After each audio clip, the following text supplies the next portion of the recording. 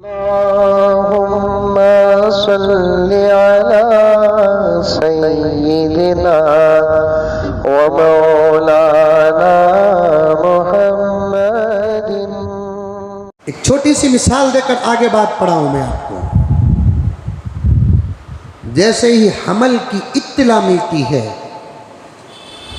उसी वक्त से अगर इलाज शुरू होता है तो बच्चे सलामत पैदा होते हैं। जब मसाइल की इत्तला मिलती है, इलाज बर वक्त हो जाए तो नतीजे सलामत निकलते हैं। खाली बोलते रहे बोलते रहे बोलते रहे, अब बोल रहे हैं। निफाक जिन लोगों का आना था आ गया, और नतीजा निकलने से पहले ही वाज़ेह था। इशारा समझ रहे हैं? खुदा मेरे वक्त में बरकत दे। नतीजे वाज़ेह थे, नतीजा निकलने से पहले कि किस तरफ वोट कितने पढ़ने वाले हैं और किस तरफ वोट कितने पढ़ने वाले हैं, नतीजा जाहिर था। गर्ज जब हालात आते हैं, तवज्जो से सुनते जाएं आप, जब हालात आते हैं पहले हालात मालूम करो। हालात, उसका पॉजिटिव पॉइंट भी मालूम करो, नेगेटिव बात, मुस्बत पहलू भी मालूम करो, मनफी पहलू भी मालूम करो, उसकी जाती हकीकत मालूम करो। औखाफ शायद बताया हूं, फिर बताना चाहता हूं, अब भी कुछ नहीं हुआ। जहां फैसले खत्म होते हैं वहां गुलामान मोहम्मद की दुआ का असर शुरू होता है। सब छोड़े या कुछ पकड़े, पकड़ने वालों का शुक्रिया, छोड़ने वाले वो तो पहले से छूटे हुए हैं। अब भी मायूस नहीं, ला तक़नतू मिन रहमतिल्लाह। मुसलमानों बदलने की सख्त ज़रूरत है, मुसलमानों बदलने की सख्त ज़रूरत है। कहाँ बदलता है मुसलमान? नौजवान गफलत में पड़ा हुआ है, हमारी जवान लड़कियां गफलत में पड़ी हुई है, मस्जिदों के जिम्मेदार गफलत में पड़े हुए हैं और इलाकों के जिम्मेदार गफलत में पड़े हुए हैं। ये एक दूसरे की खुशामद में पड़े हुए, जिसे खुश करना उसे खुश नहीं कर रहे, जिसके रास्ते पर चलना उसके रास्ते पर नहीं चल रहे, जिसके सामने हाथ बांधना उसके सामने हाथ नहीं बांध रहे, जिसके सामने रोना उसके सामने नहीं रो रहे, मसाइल जिसके सामने रखना उसके सामने नहीं रख रहे हैं। अब भी कोई परेशानी की बात नहीं है। ऐसे हालात आए, मक्के में आए, हालात बदले के नहीं बदले, मदीने में आए, हालात नहीं बदले के नहीं बदले, उमर पर हालात आए, बदले के नहीं बदले, उस्मान पर हालात आए, बदले के नहीं बदले, अली पर हालात आए, बदले के नहीं बदले। वही करबला का मैदान है, हुसैन पर हालात आए, बदले के नहीं बदले। तारीख़ बगदाद उठाकर देखो, तारीख़ ईरान उठाकर देखो, तारीख़ अंदलुस उठाकर देखो, तारीख़ कुस्तुनतुनिया उठाकर देखो, तारीख़ हिंदुस्तान उठाकर देखो, अरब के हालात उठाकर देखो, शाम के हालात उठाकर देखो, फ़लस्तीन के हालात उठाकर देखो। ये हालात दुनिया है। वतिलकल अय्याम नुदाविलुहा बैनन्नास, ये दुनिया के हालात बदलते रहेंगे, कभी इधर कभी उधर। मकसूद और राज मेरा रब जानता है, इम्तिहान हमारा ले रहा है। अल्लाह ताला जब इम्तिहान लेते हैं, अल्लाह ताला जब सवाल करते हैं, सवाल करने से पहले जवाब दे देते हैं। मेरे बंदे, मैं ये सवाल करूँगा, तू सिर्फ ये जवाब दे दे, उसके बाद मदद मेरी तेरे साथ रहेगी, तेरे दुश्मनों के साथ नहीं रहेगी। मैंने 1000 मरतबा इस आयत को पढ़कर हिंदुस्तान के मुसलमानों को तसल्ली दी है, सारे आलम के मुसलमानों को तसल्ली दी है। कुरान पाक की आयत अभी अभी करीब में तरावी में पढ़ी गई, अभी अभी करीब में तरावी में सुनी गई, पढ़ी गई। बात तो सही है, सुनी गई कितनी सही कितनी गलत, आप मुहासबा करो, आप मुहासबा करो। जो सुने हैं सलाम है, जो सुने नहीं उन पर अफसोस है, अफसोस है। कुरान छोड़कर तुम कभी कामयाब नहीं होंगे, नमाज छोड़कर तुम कभी कामयाब नहीं होंगे, हलाल छोड़कर तुम कभी कामयाब नहीं होंगे, हया व शर्म छोड़कर तुम कभी कामयाब नहीं होंगे, अल्लाह और उसके रसूल का दामन छोड़कर तुम कभी कामयाब नहीं होंगे। पागलों, दीवानों, अहमकों, पागलों, दीवानों, अहमकों, सियासी लोगों का दामन थामने से पहले अल्लाह का दामन थाम लो। जिसके पीछे तुम पड़े हो उसका दामन थाम लो, वो तुम्हारे पीछे पड़ जाए। नहीं समझ में आती बात, नहीं समझ में आती बात। ये हमारी ये बेहतरीन दर्द, ये बेहतरीन जुमले, ये अंदर की आहें हमारी तकरीर का एक निसाब बनकर रह चुका है। तुम्हारे इनकलाब का जरिया नहीं। अभी तुम उठोगे, मस्जिद, तमाम मस्जिदों में इस उन्वान पर बात है। अब फेरा डाल दिया गया है, किस मस्जिद में क्या उन्वान पर बात हो रही है। हुकूमत ने ये निज़ाम बना चुका है। मैं हुकूमत से कहना चाहता हूँ, तुम हमारे जिस्मों से जान तो निकाल सकते हो, लेकिन हमारी हक की आवाज़ को बंद नहीं कर सकते। हमारी आवाज़ को बंद करने का तुम्हारा जो प्लान है, ये प्लान बता रहा है तुम्हारा फैसला जुल्म पर मबनी है।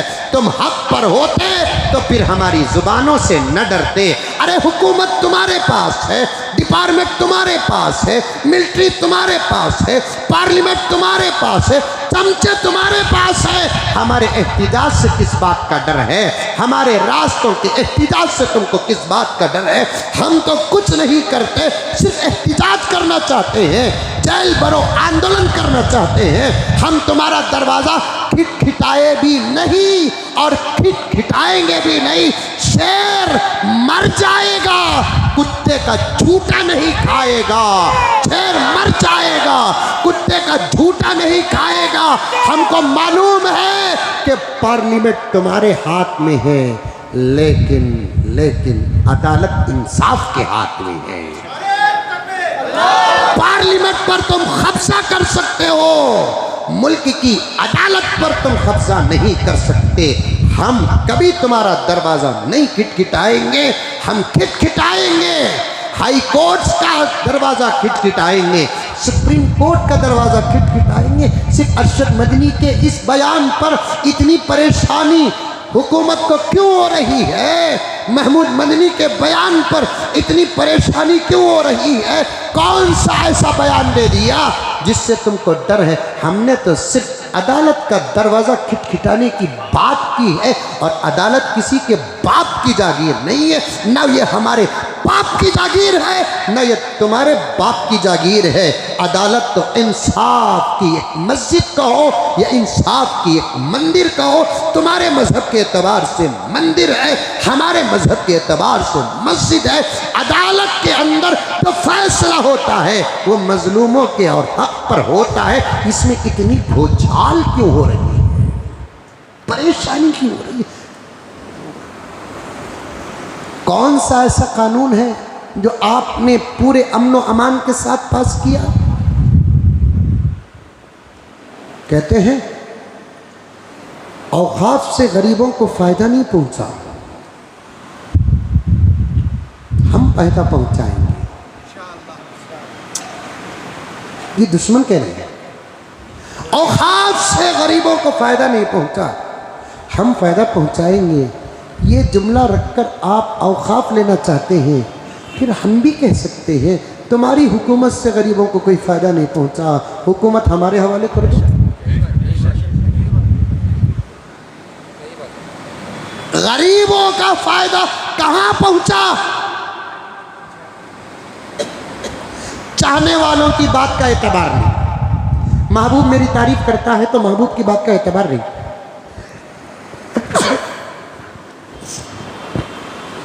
हकीकत बयान करना है। 2014 से तारीख शुरू करो या 1947 से तारीख शुरू करो, मुझे किसी से लेना नहीं, किसी से देना नहीं है। मैं सिर्फ मुल्क का हूं, किसी पार्टी का नहीं। इंसानियत के रिश्ते, मैं हिंदू की बात भी करूंगा, सिख की बात भी करूंगा, ईसाई की बात करूंगा, दलित की बात करूंगा। इज्जत के रिश्ते, मेरे साथ पैदा होने वाली जिस बहन की मैं बात करूंगा, जब बात इज्जत की आ जाती है, एक दूध की पैकेट पर इज्जत बेचने वाली उस बहन का दर्द भी रखूंगा। तुम कहते हो कि तुमको कोई समझने वाला नहीं है, हकीकत में इस मुल्क के मुसलमानों को और उलमाए किराम को समझने वाला कोई नहीं।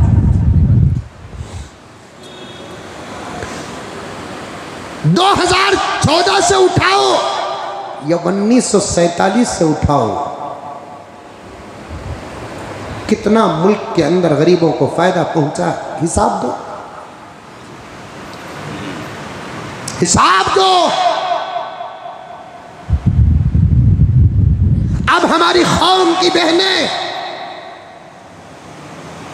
मेरी हर रिश्ते की बच्ची, चाहे मेरे खून की हो, मेरी रिश्तेदारी की हो, या मेरे रियासत की हो, मेरे शहर की हो, या मेरे मुल्क की हो, मुसलमान बच्ची हो कि हिंदू बच्ची हो, गरीबों की फायदे की बात करके हमारा औकात हड़पना चाहते हो? मेरे सवाल का जवाब दो अमित शाह साहब। इस वक्त हमारे मुल्क की बच्चियां अपनी हसरत पूरी करने के लिए 1 ग्राम गोल्ड पर नजर रखी है। 916 पर किसी की नजर जा सकती है? 22 KDM पर किसी की नजर जा सकती है? कौन सा फायदा पहुंचा रहे तुम? दे दो हुकूमत, दे दो। जमीनों की कीमत आसमान को छू रही है, कौन सा गरीबों को फायदा पहुंचा?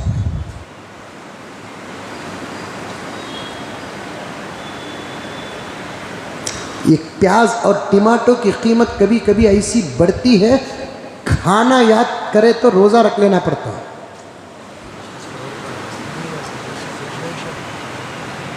कौन सा आपकी राजनीति से कौम को और मुल्क को, गरीबों को फायदा पहुंचा? अरे इज्जत क्या है हमारे से सीखो, हमसे सुनो। मैं इशारा करता हूं, तुम समझो, आप भी समझो। मैं इशारा इसलिए कर रहा हूं कि इस आजिज़ की बात मेरी बहनें भी सुनती हैं, उनकी इज्जतों को ठेस पहुंचती है तो मुझे अच्छा नहीं लगता। लेकिन मैं बताना चाहता हूं, तुम क्या गरीबों को फ़ायदा पहुंचाते हो? तुम तो मुल्क के मशहूर शहरों के अड्डे बन करके उन महिलाओं की ज़िंदगी गुजारने का एक निज़ाम न बना सके।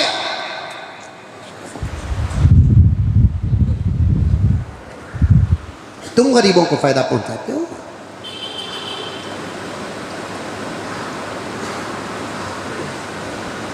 चावल की कीमत क्या है, दाल की कीमत क्या है, गैस की कीमत क्या है, शक्कर की कीमत क्या है?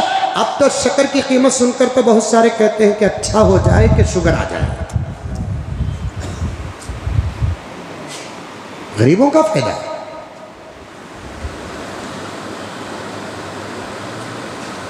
गरीबों का फायदा पहुंचाना है। कहां करप्शन नहीं है कि तुमको औकाफ ही का करप्शन नजर आया? कौन सा डिपार्टमेंट ऐसा जहां करप्शन नहीं है? तुमको औकाफ का करप्शन नजर आया? एक औकाफ की धांधलियां नजर आई? उठाओ औकाफ, उठाओ, फिर अंबानी का महल भी गिराना पड़ेगा।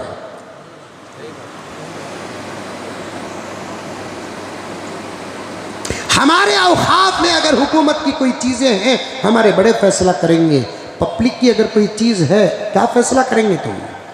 दरअसल औकाफ का हासिल करने के राजों में से एक राज अंबानी की प्रॉपर्टी बचाना है। ये बहस क्यों नहीं होगी पार्लियामेंट में? चलो इतनी ही हमदर्दी अगर औकाफ के बारे में है तो मैं एक मिसाल देना चाहता हूँ। फैसले करना सीखो, बिल पास करना सीखो। हम हुकूमत नहीं करते, इमामत करते हैं, लेकिन हुकूमत का निज़ाम भी हमारे पास है। हम हुकूमत नहीं करते, खिताबत करते हैं। फटी हुई हसीरों में बैठकर पवित्र कुरान पढ़ाते हैं। हम माँ बाप से उतना नहीं डरते जितना हमको पैदा करने वाले अल्लाह से डरते हैं। तुम हमको लाख समझो, हम वही हैं जो हकीकत में हैं। हम अल्लाह के बंदे, मोहम्मद के गुलाम हैं। हम एक घुट पानी भी हराम पीना पसंद नहीं करते, इतने पाक है हमारे पेट, अल्हम्दुलिल्लाह।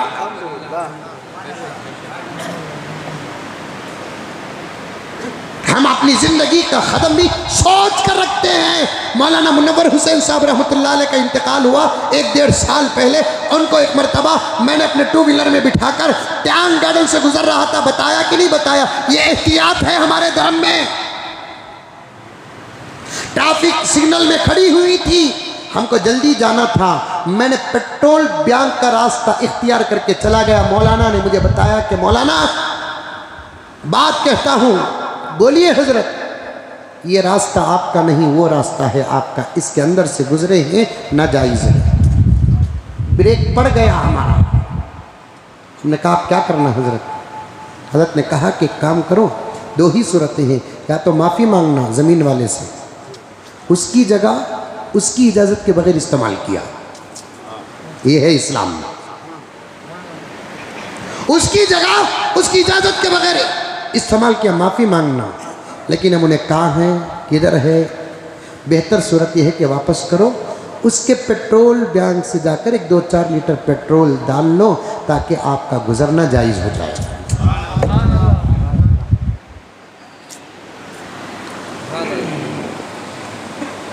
मैं बताने का चाहता हूं, हम इमामत करते हैं, खिताबत करते हैं, फटी हुई हसीरों में बैठकर सही या मसनदों में बैठकर पढ़ते और पढ़ाते हैं।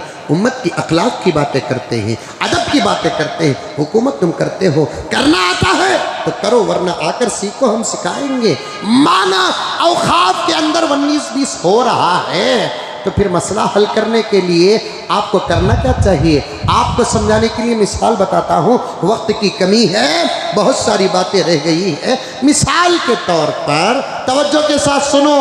अकरम महबूब, इनू अकरम, ये रोटी या कोई चीज़, इन दोनों के दरमियान में इसका नुकसान हो रहा है। 2 मिसालें दूंगा, इन दोनों के दरमियान में इसका नुकसान हो रहा है।